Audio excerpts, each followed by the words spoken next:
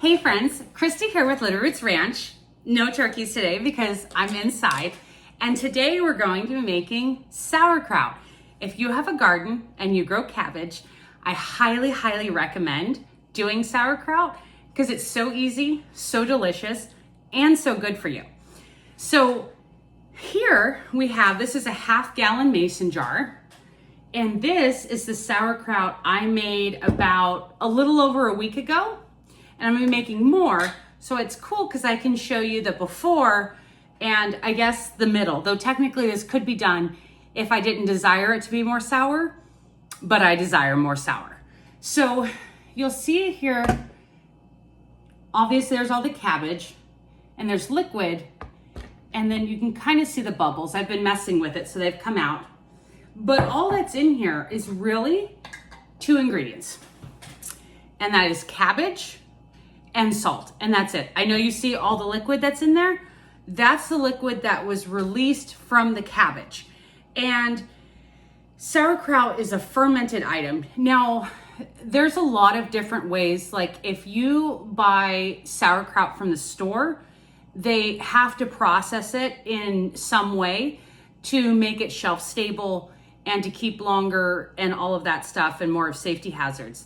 And so, because I'm making this in my home and I make it every year, it will keep, I think technically they're supposed to say like a month or 2, but I find that it stays months on end, pretty much until I finish it. Like I have fermented jalapenos in my fridge from 2 years, it might be 2 years ago.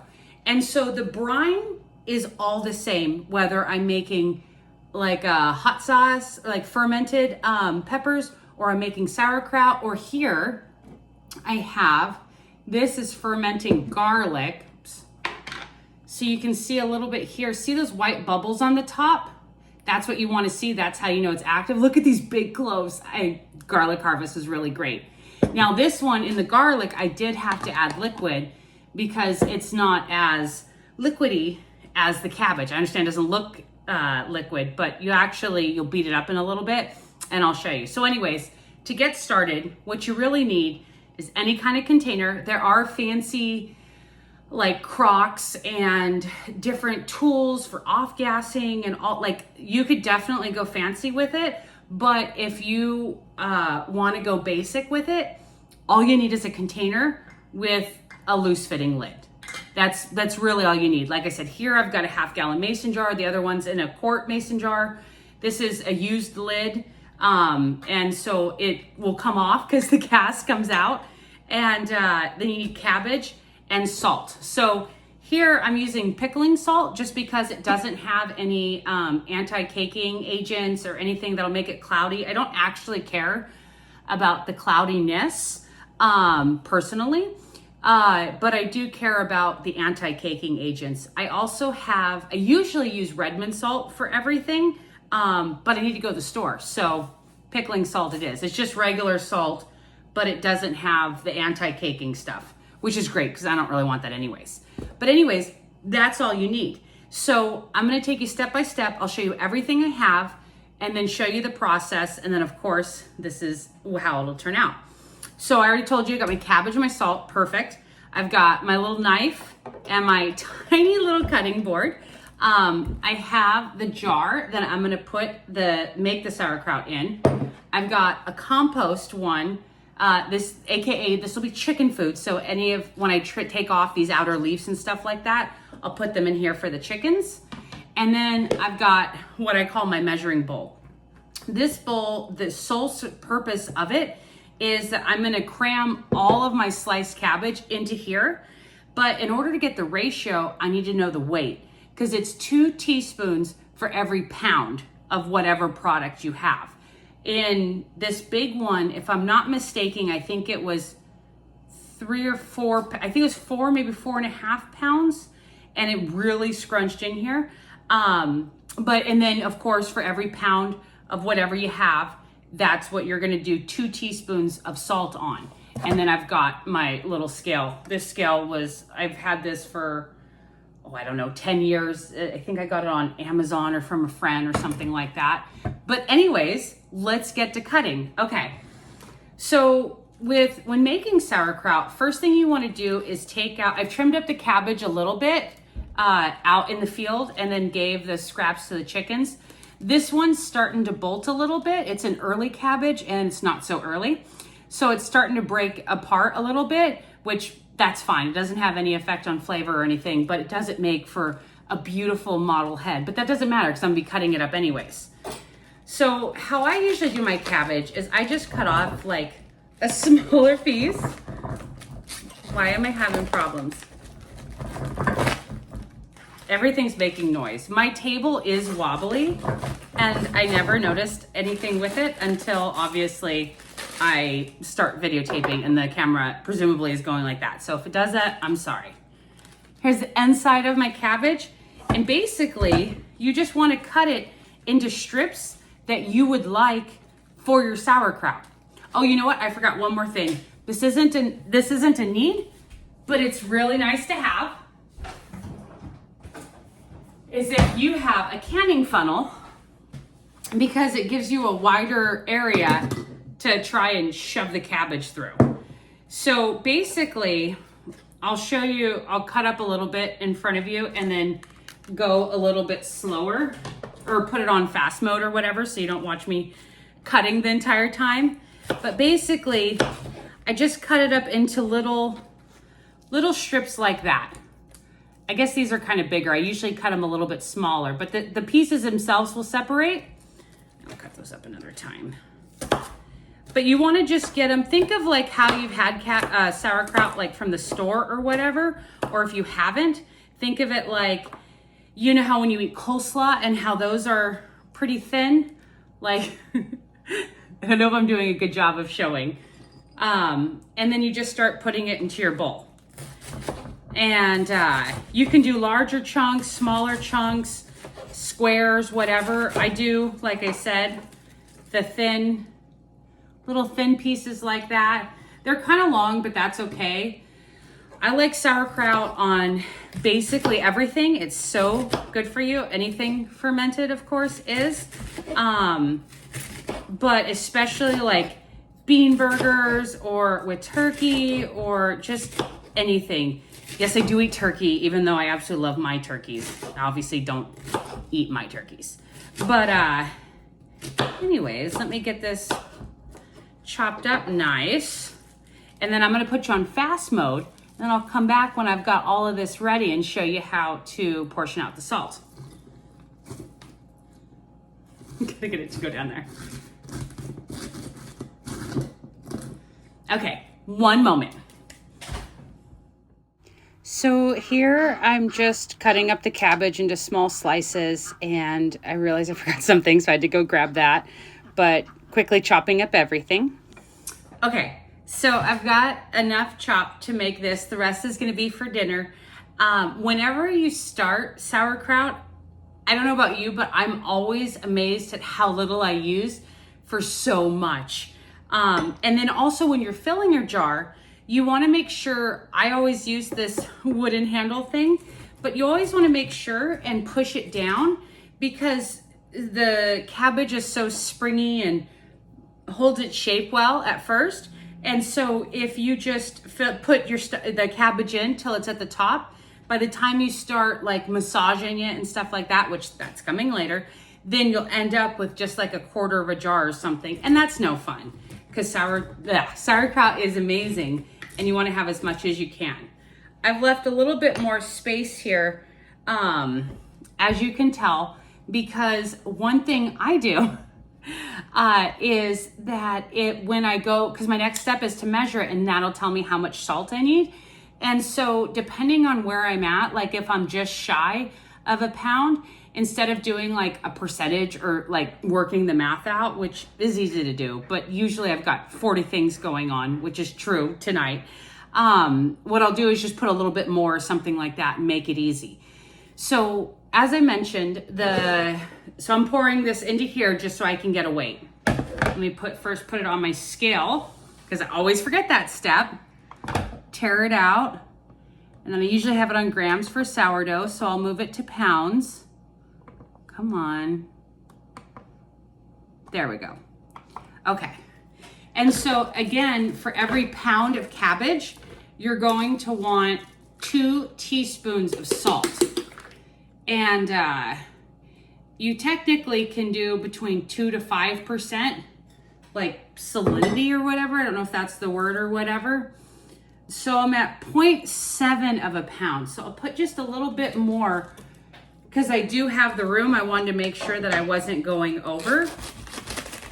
But the salt is important if you have like a low or no salt diet or dietary recommendation or something like that. Sauerkraut might not be for you because the salt serves a really important purpose. It's not just used for flavor, but it's actually used for control. Because if I were to take this cabbage as it stands and leave it out, well, I guess cabbage holds pretty well. But if I were to leave it out for 4 weeks or so on my countertop, it's not going to be a good looking cabbage, right? Or any other produce. Like garlic might be a better thing. I guess that would just dry out. I'm picking really hearty vegetables, so that wasn't a good example. But basically, it's the fermentation, much like sourdough or other fermented things, that keeps it safe and also change the flavor, texture, things like that. So you can go higher salt amount. You don't want to go too high because then it will, It will inhibit the growth of the bacteria that we need to convert it from salt and cabbage to sauerkraut. But you don't want to do too little because then it makes it more inviting to bad bacteria. And you don't want bad bacteria. Though I will say for this one, I have not received any mold or browning on the top, though that is common. And if that does, just scrape that off. I know that for some of you that might be like, oh, that's kind of weird. But I promise you it's okay. And I have done that. I haven't gotten it this year, but I also think it's because I make everything with sourdough and just the bacteria in my home is full of like the good colonizing bacteria. And so that's awesome. All right, so I am at just shy of a pound. And since there is flexibility in the salt, I'm just gonna go ahead and do 2 teaspoons. So again, all we have in here is just the cabbage, right? Let me take, this is my little cutting board, and I will take it out of the way. Obviously you can tell it's a very professional cooking setup. And then I will get my little teaspoon and I will get 2 of those and kind of sprinkle them around. And I know it's hard to believe that it will create its own water. Oops, but it will. One of the things you want to do first is to kind of bruise the cabbage a little bit, allow the salt to fully coat it and allow it to pull that salt out. So using my same thing, and you can really use anything, potato masher, any kind of spoon or whatever. But basically I'm just going to stir it and pulverize it a little bit. Oops. If my thing slips, I will be throwing it across the across the table. All right, so I've pretty much got it worked in. Stir it a little bit. And again, there's no liquid yet. I don't know if you can see that, but there's no liquid yet because the next step is that I'm gonna let this rest for about 15 to 20 minutes so that the salt can do its job. Then I will do the same exact thing where I kind of abuse the cabbage a little bit. And then I will pour it back into my jar. And then it's just a waiting game, which is really cool. But I'll show you what that looks like. So I will come back to you in about 15 or 20 minutes or so. It doesn't make too much of a difference. I've had it where, you know, life happens and it's been a couple hours or something, but I'll be right back, 15, 20 minutes. Hold on. Okay, well, per usual, time got a little bit away from me. So it's been a little bit more than 15 minutes. I started some dinner and all that stuff. But anyways, so you can see here, it looks a lot different, right? It's smaller, it's more compressed. I don't think you can see, let's see here. I bring it this way. Can you see that liquid down there? See it kind of moving? And that's really going to be the stuff that coats it, because one thing you want to make sure is that anything you have is below the water line. That's really important. That's why with a lot of crocks, they'll have like oval shaped weights, or they make little weights. For me, I have this a chopstick that I use for everything, and I just kind of make sure everything's down below every day. I don't use a weight. I think the very first time I did, I put like a clean rock in a Ziploc bag and held it down. But now I'm a little more like meh about it. But anyways, so I've got my mixture, and hopefully it's enough liquid. Oops, I've got like a splinter in my finger. Anyways, if it's not, you can always add more liquid. But I would definitely first, especially with cabbage, if you're doing something else like garlic or carrots or something, yes, absolutely, you have to add more liquid and of course more salt with that. But for cabbage, it generally should have that moisture level to keep it going. So now what I'm gonna do is I'm gonna pour that into here. Another thing too is that you'll notice it'll be a little bit lower. I did make a mistake on this one, because you always need room for expansion, and I kind of forgot about that. And so that's why I have it in this like bowl thing here. And there's been quite a few times where I've had to dump that because it does overflow. So this one I'll want a little bit lower, and I'm actually making this one for my dad. So I definitely want to leave more room, so that way it's a little more airproof. So let's see there? First thing I'll do is try and get that liquid to pour out. I don't know if you can see that. And then I will try to, hopefully gracefully, spoon the rest of this into my jar. Again, anything really works. They do have fancy ones with like siphons and gaskets and all that stuff. And that's cool if you have the budget for that, or want to do like pro level, or have it be more like airproof or something like that. But if you're just wanting to throw some cabbage and some water into a container, and any size will work. Like if you're not sure, you can even do a smaller amount or whatever. Okay, so here, let me get all this stuff in. My hands are clean.